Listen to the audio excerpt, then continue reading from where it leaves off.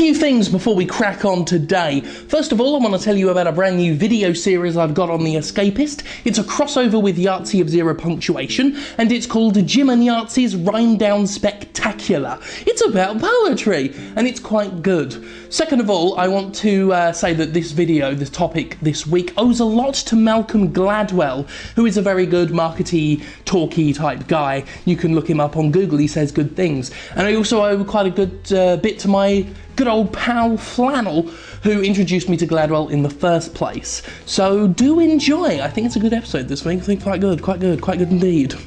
In the 1980s, Dr. Howard Moskowitz was asked by Campbell Soup to help them create the perfect pasta sauce. They had Prego, which was getting its ass kicked by Ragu at the time, and they wanted the help of a preeminent market researcher to nail down that one winning formula, that one thing that'd see them beat the competition. Prego, objectively, was considered the superior sauce. Even those taste tested thought it was better, but that didn't matter. Ragu was king of the mountain, and not even quality could top it. Campbell's needed the pasta equivalent of a killer app. Moskowitz, however, didn't think that way. Before this, he'd worked with Pepsi to try and find the perfect level of sweetener in Diet Pepsi. He concluded there was no perfect level. There is no perfect Pepsi, he said, only perfect Pepsis. And this is what he told the Prego people. There is no perfect pasta sauce, only perfect pasta sauces. Moskowitz didn't try and find the perfect sauce. Instead, he had 45 very different sauces whipped up.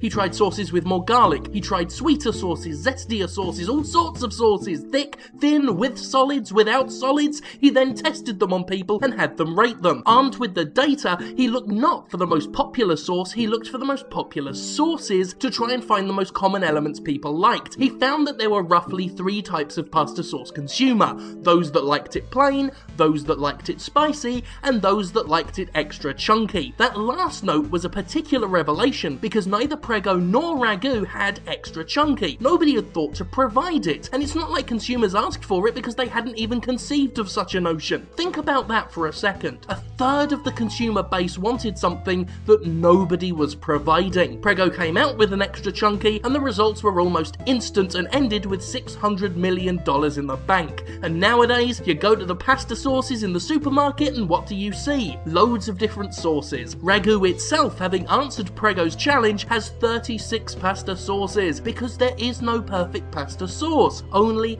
perfect pasta sauces.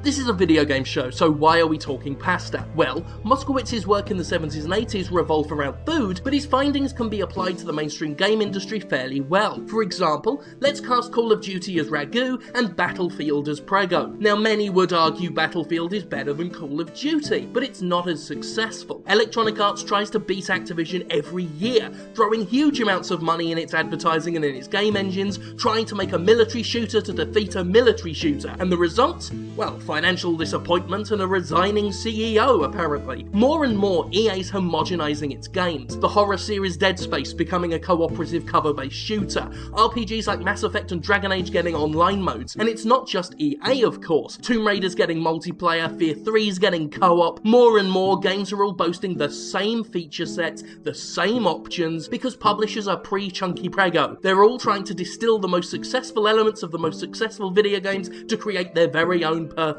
pasta sauce. And there is no perfect video game, there are only perfect video games. Call of Duty is a first-person shooter. It's the biggest game on the market, and so we have a ton of first-person shooters. Tons of them, all chasing the same audience. The audience that's already been won by Call of Duty. Meanwhile, we have underserved and unclaimed demographics ignored in this misguided rush to perfection. The best example we have recently is XCOM. Now, XCOM was originally rebooted as a shooter because 2K Games decided, just based on assumption, that strategy games can't succeed anymore, so bye XCOM as a strategy game. Now, while the XCOM shooter struggled in development hell, at some point the company decided, seemingly under duress and just to shut the fans up, to release a little spin-off strategy title, Enemy Unknown. This, in XCOM terms, proved to be extra chunky, as it became a critical and commercial success to the point where it seems the FPS is now a phantom, possibly even due to be relaunched as its own IP rather than tied to the now firmly strategy-powered XCOM name. Just think, there was this audience craving an XCOM strategy game, ready to spend their money, and 2K was gonna miss out on it. What else could there be? We're told horror games can't sell, we're told adventure games are dead, and yet the success of titles like Amnesia: The Dark Descent, the fascination with games like Slender, the overwhelming love of Telltale's Walking Dead, all seem to suggest there are audiences waiting in the wings, aching to be served. The mainstream publishers are ignoring huge amounts of gamers because their tunnel vision is causing them to focus so much on the one all-or-nothing killer app. They tell us horror and adventure can't sell. How would they know? They've not tried! Why not do a horror game as well as your obligatory first-person shooters? Why must everything be a massively budgeted AAA game? Why not make some mid-tier games with some mid-tier budgets to attract the mid-tier demographic? The big budget industry right now sees the market as two extremes. You've either got obscure failures or you've either got big franchise successes. It's ignoring everything in between. Meanwhile, we get some rare companies like Bethesda publishing a stealth-based single-player linear new IP like Dishonored and making, wait for it, money! Because there was an audience for stealth-based single-player linear new IPs that nobody else was considering. And sure, Dishonored probably didn't make Call of Duty money, but it made money. And some money is better than no money. And no money is what you get when you ignore 1/3 of the public. Prego learned that in the 80s, publishers more than ever need to learn it now. Now, before some of you go tippy-typey in response, I know a few of you were going to bring up the episode I did a few weeks ago about innovation, where I said that innovation for innovation's sake is bad. Now, that doesn't contradict this episode. No, no, no. In fact, it complements it. Cynical innovation for the sake of innovation is bad. On the flip side, cynical homogenization for the sake of homogenization is equally as bad. Actually, it might even be worse. I'm not against innovation if a developer wants to do it. I'm not against reusing old ideas if a developer wants to do it. If it's good for the game, that's fine. If it's because of some focus testing you've done, because of some industry assumption that a game can't sell, that's what's bad. What I'm in favour of is game developers making the games they want to make for the people that want to play them. A bit of variety, natural variety, as a result of developers just doing what they do best, making their games. And I think that's very fair enough. I don't think there's anything wrong with that, and I think there's a market for it, because variety is the spice of life.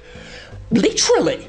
It's what the gene pool is all for. Look at the British royal family. They fuck each other and they fuck each other and they fuck each other until the end result is and that's what the AAA market is right now, a bunch of inbred aristocrats. They've got the pedigree, they've got the name, but when you stare into their cold, blank, soulless eyes, there's absolutely no substance there. Thank God for me. Please?